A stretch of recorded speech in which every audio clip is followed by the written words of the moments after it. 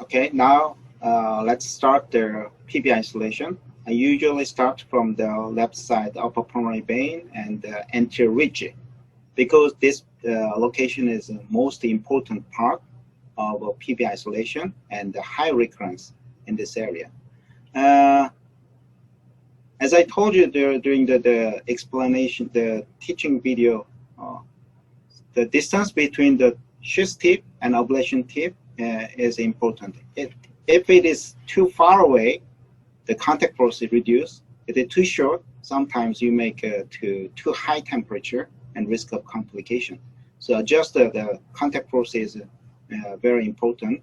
Even though the tacticat catheter or the smart touch catheter can monitor the contact force, but I prefer to use the flexibility catheter because flexibility catheter generate a bigger lesion and the temperature thermal sensor is located at the tip of the catheter. So even though we cannot believe the tip temperature during using the irrigated tip ablation catheter, but some degree the temperature reflects the tip temperature when I use the flexibility catheter.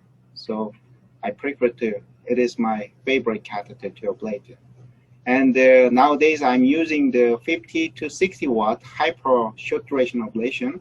And with the 50 watt ablation, in the anterior aspects of pulmonary vein, I usually maintain 10 to 15 seconds. But it depends on the patient body size and gender. If the old lady with small size heart, I reduce the duration of ablation less than 5 seconds sometimes. So far, I use the hyper short duration ablation more than 300 cases, but so far, in my experience, is pretty good and safe. But the posterior aspects, you have to be very, very careful.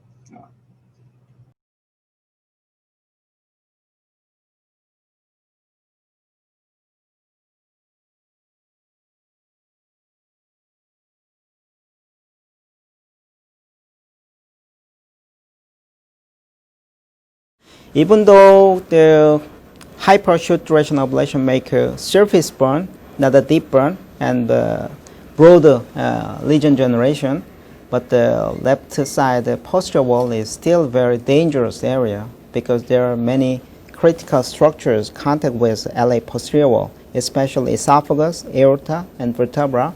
So when I try to ablate the posterior wall, I usually deliver less than 50 watt and left less than 10 seconds.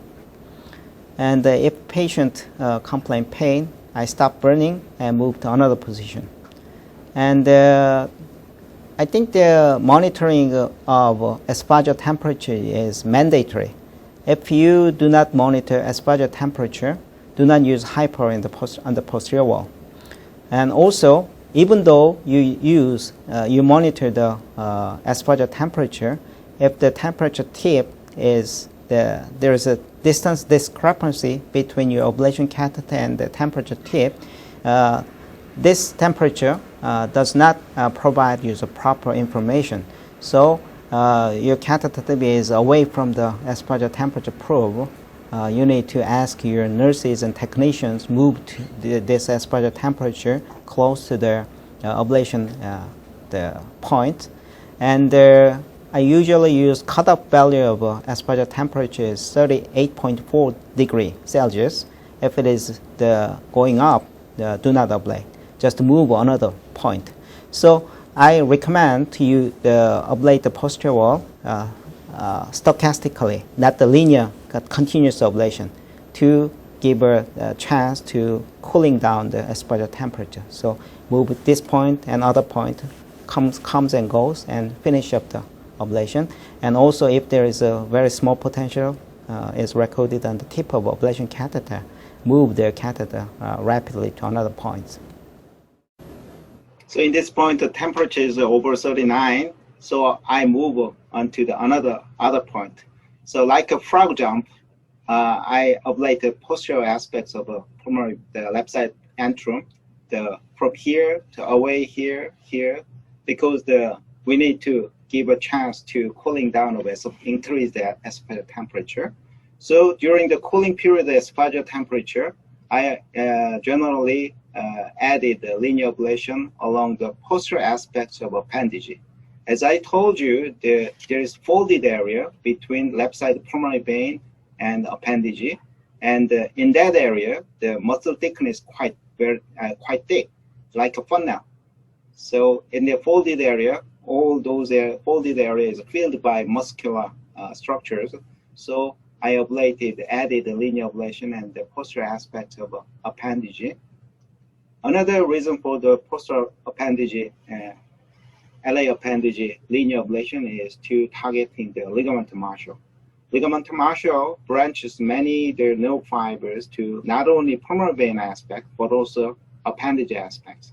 So that's why I give her the same high power ablation, short duration along the appendage posterior aspects. But please make sure if push your ablation catheter a little more. Freewall side of a left atrial appendage has very thin musculature with a lot of triangulation. So don't ablate inside of appendage, just appendage ostium.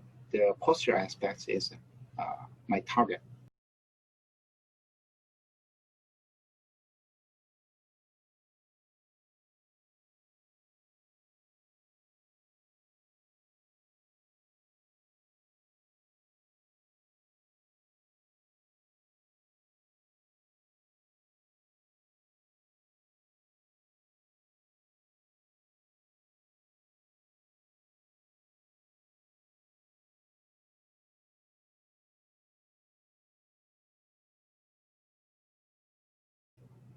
Let's move back to the posterior aspect of atrium, left side antrum again, and ablate with monitoring the aspirator temperature.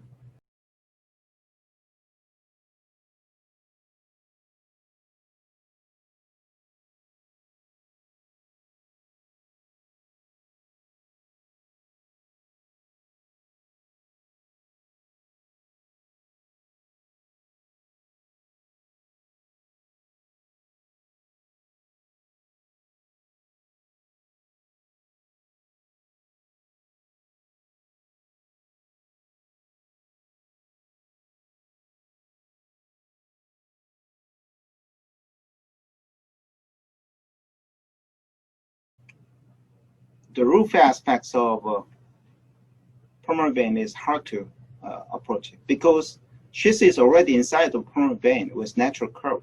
In that case, I already told you make a second curve ablation.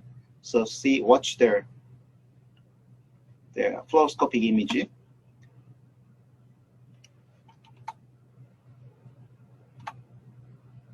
Okay, push the ablation catheter inside of pulmonary vein and twist the sheath, make a second curve. And then your ablation target is matched to the antral area. If you make a second curve, don't try to change the catheter position and make a torque on the catheter. Just push and torque with sheath, not catheter alone.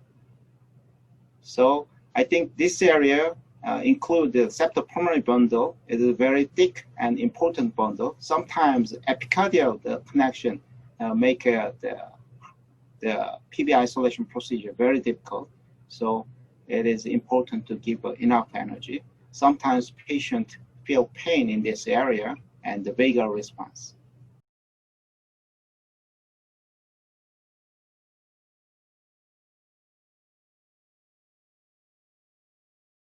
And finish up the left side of PVI antral ablation. Then I generally give the cranial line with 30 watt, very short duration. If there is no potential, I move, just checking the PV potential. You should watching the ablation signal continuously. So if there is no signal or very small potential, then you can move faster. But if it's huge signal, you can come back and give a more ablation ablation energy.